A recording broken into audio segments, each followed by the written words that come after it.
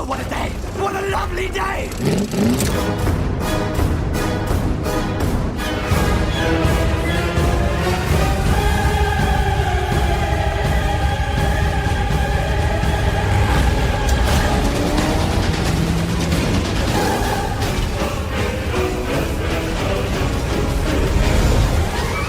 Welcome to the Mad Max Minute Podcast, the daily podcast where we break down Mad Max 1 minute at a time. I'm Rick. And I'm Julia. And today we're talking about minute 57, which begins with Max pulling a tire down from the van's roof, and it ends with Jessie heading off to get ice cream. So we start off today with Max kind of explaining that, they had a bit of a blowout. So he swapped out the regular tire for the spare tire, and so now they're here at the shop to get the regular tire repaired. That way they don't have to drive around on the spare.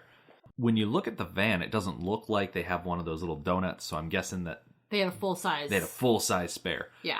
Which is great, but at the same time, you don't want to be without a spare in the middle of the Australian bush or anything like that. So right. It makes sense that they would stop and get it repaired by this guy. But the grease rat, who we got introduced to yesterday, doesn't seem very interested in focusing on the tire. No, not at all. He wants to get under that hood. Mm-hmm. Yeah, he walks over to the front of the van and he's like, "What's the donk like?" When you listen to the crew commentary of Mad Max, they immediately, as soon as he says, "What's the donk like?" they immediately say, just for our American listeners, donk is slang for engine. Pretty easy, cut and dry. That was confirmed. I looked it up on Wiktionary.com, which is pretty much dictionary.com, but it's got like a wiki aspect so people can alter it and put that stuff on there. Okay. And then I have an extended explanation of the use of donk to describe an engine that I found on, and this is a doozy of a URL, andc.anu.edu.au. So some educational institution in Australia that I didn't bother to write down the actual title of. Okay. But they have an entire blurb all about the slang term of donkeys. So they say that a donkey is well known in Australia as a name for an engine. In earlier times, this was a small auxiliary engine, sometimes steam-powered and often used to start a larger engine. American dictionaries report donkey engine, donkey pump from the mid-19th century. More recently, we have called any engine a donkey or colloquially a donk. In July 1999, there was an ad for Ford on the TV. A Falcon Ute comes plummeting out of the sky in answer to a birthday wish. A rustic farm worker looks under the bonnet at the shining new V8 and mutters, "What a donk." So it's nothing out of the ordinary, certainly. But when you go on a site like UrbanDictionary.com, which is usually my first stop for slang, their offerings are varied and alternative. Yeah. And none of them really reflect anything remotely close to an engine. Yeah, I imagine they're all pretty dirty. Yeah, I've got like 5 different one of them. Obviously, the first one that comes up, when referring to a donk, it's related to the term badonkadonk, which of course means a large backside. Yes. The second one that I actually didn't know about is here in America, when people take classic cars, trick them out, put them on huge rims, give them lift kits, apparently those are called donks as well. Apparently, also, it's an unintentional mispronunciation of the word drunk. But what really stood out to me is from user Benja's Dad 2000. He said that in poker, a player who will call any bet rather than fold, even when their cards are bad, is referred to as a donk. Probably referring to the stubbornness of a donkey. Yeah. This is the kind of person that will always call. And it's especially frustrating when those people end up having a good hand because of the flips after the main deal. So those people are especially frustrating, apparently. I don't play a lot of poker, so I don't encounter that. Yeah. The last one, and the most mind-boggling, is username Hilfy, who entered a definition, who says, and this is like not exactly verbatim, I'm paraphrasing a bit, but he says, contrary to American definitions referring to the female booty, in Australia, donk refers to male anatomy. Huh, okay. Which apparently Hilfy must be off on this other part of Australian culture where he uses it incorrectly, because every more legitimate source, even, like I said, the cast commentary just says, engine. Don't worry, it's just an engine. Yeah. So I don't know what that guy on Urban Dictionary was talking about. Well, there is the stereotype of, compensating for a lack of in one area by getting, a fancier, bigger engine car. Certainly, but But that's a stereotype. Yeah, I'd rather not get into No. talking about slang terms for male genitalia. Rather not.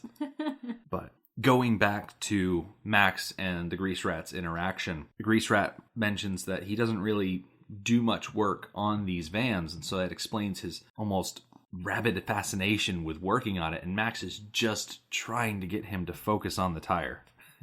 It's interesting that he has to work, in this minute, he has to work kind of hard to get the Grease Rat to pay attention to the tire. Yeah. And then in later minutes, that's all he wants to talk about is the tire. To anybody, to himself. He goes on about the tire. To Toe Cutter, he goes on about the tire. So, Max did a good job. He's paying attention to the tire. Yeah, I guess so. Apparently, he can have it fixed in no time. Yeah. That doesn't seem quite true, but... Yeah, he doesn't really deliver on that statement. But we hear Max and the Grease Rat going back and forth about this as we go from this kind of wide shot into a more tight shot on the front seat of the car where we see Jessie and Sprog is there. Yay, Sprog is back! I checked. This is the first time we have seen Sprog since way back in minute 15. It has been over 40 minutes. He's a good napper. Since we've seen this kid. Yep. So he must sleep very long and very soundly. Yes. Because if we had not been talking about him so much, I probably would have forgotten about him entirely. Yes. Before seeing him again in this scene. Yeah, there's a baby. A normal person watching this. From beginning to end, seeing him first pop up when Max first goes home, and then going all of that time, and then seeing him pop up here again, that's a long time. It is. Not to remind the viewer that Max has a family instead of just a spouse. It's a long time. It is. So Sprog is playing at the steering wheel, and I couldn't help think, like father, like son. Yeah, definitely imitating what he sees. Yes. Which is adorable. Yeah, he's a cute little kid. Yep. I actually had to go back because you can plainly see him right there in the front of the frame, and I'm like, does he even look the same? I had to go back and make sure that he had, very similar haircut and whatnot. Well, they filmed his scenes all at the same time. Yeah, they must have. That's how it works with child actors. Because, I know I'm going back and back and back on this, but it's been a long time.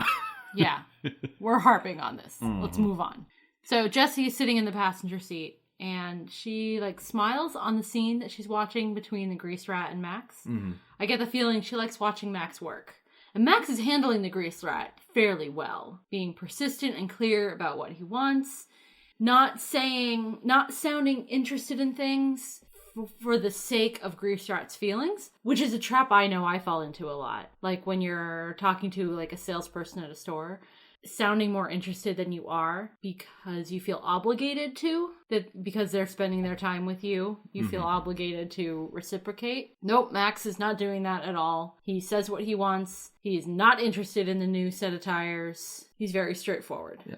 I think it's ridiculous that the Grease Rat would try and upsell Max on a new set of 4 tires when all he needs is a spare fixed. Well, I can understand the idea of upselling someone. Yes. Selling them a tire and then upselling them on, fix a flat kit or something like that. That's an upsell. But when someone comes to you with just a single flat tire and you're like, oh, hey, why don't I sell you 4 new tires? And it's not just that he's trying to upsell him like that. It's the fact that he follows that up with saying, well, I don't know where they are, but I got them. And it's like, dude, if you're going to upsell someone, at least know where your stock is. I heard that different than you did. You heard it as he doesn't know where they are. I heard it as he doesn't know where he got them.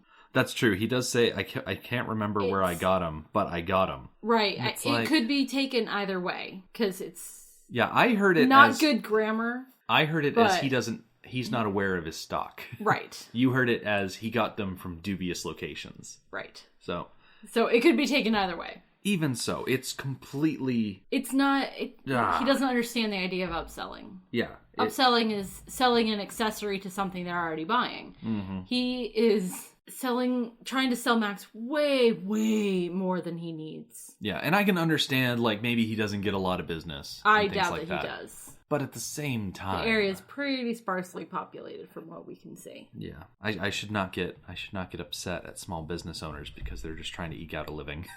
Yep, they're just trying to make it work. But even so, it's annoying. Working in sales is not fun. I don't know. Grease Rat seems to have the personality for it, though. Like, he's a talker. He is a talker, all right. In the background of this shot, there is a sign on the building that is a registration number. It's a licensed motor car trader number 1927. And I said, okay, that's interesting. I wonder if there is a business registered to that number. And so I found the website for the Business Licensing Authority Victoria and punched in the number, and I could not for the life of me find a business registered to that number.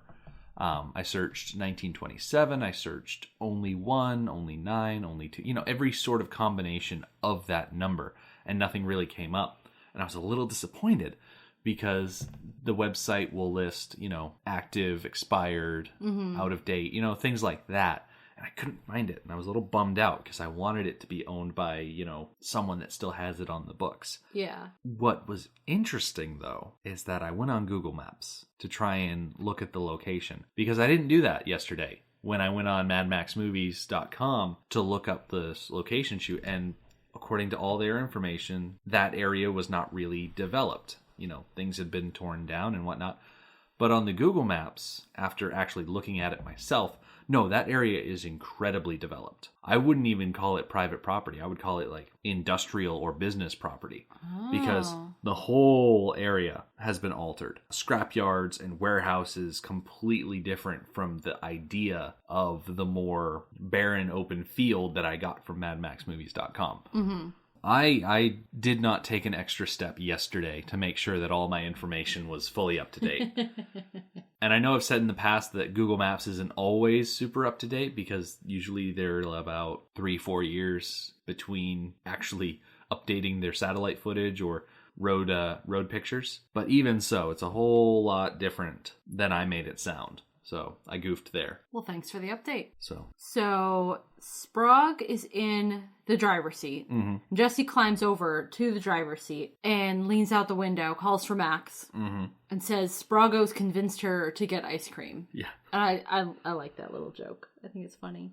I like the idea that she called him Sprog-o because I feel like it is a little bit of a callback to when Starbuck called Clunk Clunko. Yeah. Like the idea of adding O's to the end of people's names, I think is not a deliberate callback, but I see it as a callback. Did we decide that Sprog was a nickname? Everything in the material suggests that Sprog is the kid's name. The kid's actual name. Because isn't Sprog a name for like a child? Yeah, it's a slang term. Like kid. Term, yeah, for kid. I thought it was funny that she was nicknaming a nickname. Same thing with Clunk. His name isn't really Clunk. But Clunko, he's nicknaming a nickname. Well, you never know. I mean, they could have rescinded all identity before joining the gang, so he essentially became Clunk fully and wholly. Whereas with Sprog, they probably just named him Sprog. Like naming dog? Yeah. Okay. I'll bet you that's the dog's name. I don't think they ever give the dog a name. I don't think so either. Not that we can hear, at least. Nope. But. Okay, so Jessie is going to take off in search of ice cream. I do note in my notes. You do point out in your notes? Thank you. I do point out in my notes that this is another pivotal moment. Mm-hmm. If she had made a different decision, the rest of the movie would have been completely different and a much happier ending. Yeah, like if they had all decided to stick around or if Max had decided to go with them, I mean, everything would have been different. Yep. Like this meetup that we're about to see sparks the whole rest of the movie. Yes. Absolutely. I also love it here that Grease Rat cannot help himself. Oh, no. She mentions ice cream. And he immediately jumps in. Yeah. He says, sure, there's a shop just down the beach. They'll appreciate the business. And the way he says, sure, there's a shop down the way, it's like Jessie is talking to Max. Yeah. They are having a conversation between themselves. And he's just there, like physically in the middle of it. And he just jumps in at the first opportunity. Yes. It reminds me of a person that we know that I'm certainly not going to say even remotely who this person is. Mm-hmm. But we know a person who interjects at every possible moment and has an opinion about everything.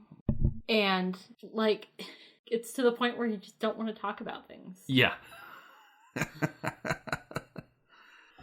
Yep. He's definitely that kind of person. And okay, as annoying as it is that he is so talkative and so interjective into other people's conversations, it's not like he's doing it for bad reasons necessarily. No, he seems to be genuinely trying to be helpful. Right. And he's not being bossy. He's not saying, that this ice cream shop is the best place and she should have this kind of ice cream because it's the best. And, he's just pointing out that it's down there. They'll appreciate the business. Yeah, he's pushing them towards another local business. Mm-hmm. Because she might not necessarily know that there's an ice cream shop down there. She just might have ice cream on the brain. And so he's trying to be helpful, both to Jessie and to the proprietor of that business. Yes. Which is important amongst small businesses, which we can definitely equate to what we do. We're a small podcast, we're relatively new, and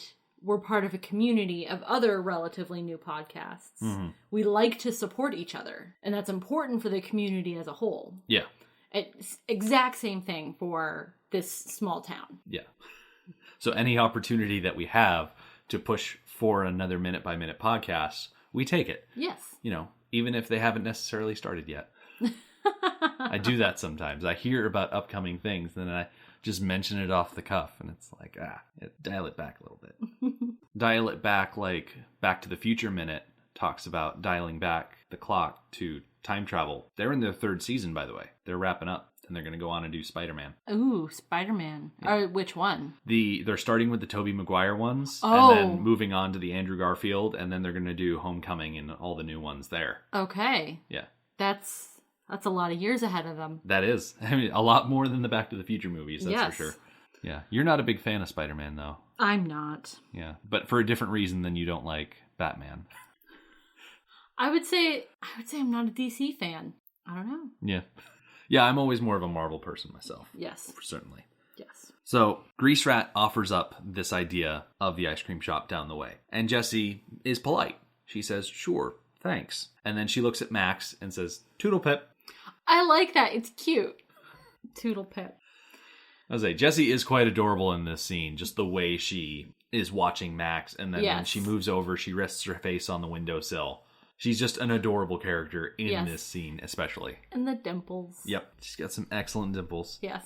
So you looked up Toodle-pip, which I'm very interested to hear about. Yeah. I was interested because Toodle-pip is one of those posh-sounding English things that you hear a lot in period dramas from the BBC and whatnot. Yeah. And so I found a little blurb from a guy named Jonathan Green. He's a lexicographer. He works establishing etymologies as a central part of making dictionaries, and he wrote this blurb back in 2011. So he says, Toodle-pip seems to be a variation on a similar exclamation of farewell, toodaloo. This was first recorded in 1911 and has 2 suggested roots. The tooting of a horn, possibly that which had once sounded as a coach set off, although it could also evoke the huntsman horn setting the hunt in motion, or an English pronunciation of the French à tout à l'heure, goodbye.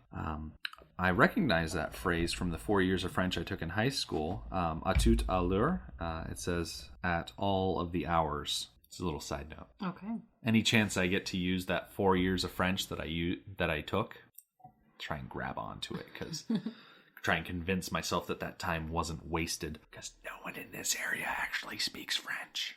So many more people speak Spanish. I should have taken 4 years of Spanish. Anyway, back on track.